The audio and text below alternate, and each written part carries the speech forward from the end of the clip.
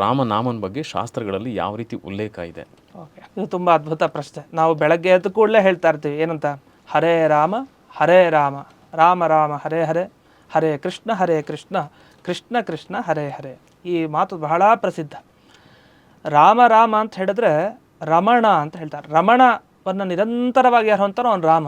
ಏನು ರಮಣ ಅಂದರೆ, ನಮಗೆ ವಿರಾಮ ಜಾಸ್ತಿ ಕೇಳ್ತಾ ಇರ್ತೀವಿ. ಈ ಕನ್ನಡ ಚೆನ್ನಾಗಿ ಬರೋರಿಗೆ ವಿರಾಮ ಅಂದರೆ ಗೊತ್ತು, ಹಾಲಿಡೇ, ರಜೆ.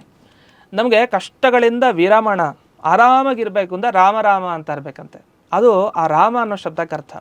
ನೋಡಿ, ಅವ್ನು ಯಾವುದೇ ಟೈಮ್ನಲ್ಲಿ ಡಿಪ್ರೆಷನ್ಗೆ ಹೋಗ್ಬಿಡ್ಬೇಕಾಗಿತ್ತು ಯಾರು, ಶ್ರೀರಾಮಚಂದ್ರ. ನಮಗೇನಾರು ಆಗಿದ್ರೆ ಒಂದು ಘಟನೆ ಜೀವನದಲ್ಲಿ ಆ ಥರ, ಅವನು ಎಷ್ಟು ಮಾತ್ರ ನುಂಗಿರ್ತಾನೋ ಅವ್ನು ಡಾಕ್ಟರ್ ಹತ್ರ ಹೋಗಿ, ಅಷ್ಟು ಸಮಸ್ಯೆ. ಅದೇ ರಾಮನಿಗೆ ಕಾಡಕ್ಕೆ ಕಳಿಸಿದ್ರು 14 ವರ್ಷ ಅದೇ ಭಾವನೆ, ಅವ್ನು ಸೀತೆಯನ್ನು ಕಳ್ಕೊಂಡ್ರು ಅದೇ ಭಾವನೆ, ವಾಪಸ್ ಬಂದಾಗಲೂ ಅದೇ ಭಾವನೆ. ಅಲ್ಲ ದುಃಖ ಪಟ್ನಲ್ಲ, ಅದೆಲ್ಲ ನಾಟಕ ದೇವ್ರದ್ದು. ಅವನ ನಾಟಕ ನಮಗೋಸ್ಕರ ತೋರಿಸಿದ್ದು. ಎಂಥ ಸಂದರ್ಭದಲ್ಲೂ ಹಾಗೇ ನಿಭಾಯಿಸ್ಕೊಂಡು ಕೊನೆ ಗೆದ್ದು ಬಂದ ಜೀವನದಲ್ಲಿ. ಈ ಥರ ಆ ರಾಮ ಅನ್ನೋ ನಾಮಕ್ಕಷ್ಟು ಶಕ್ತಿ ಇದೆ.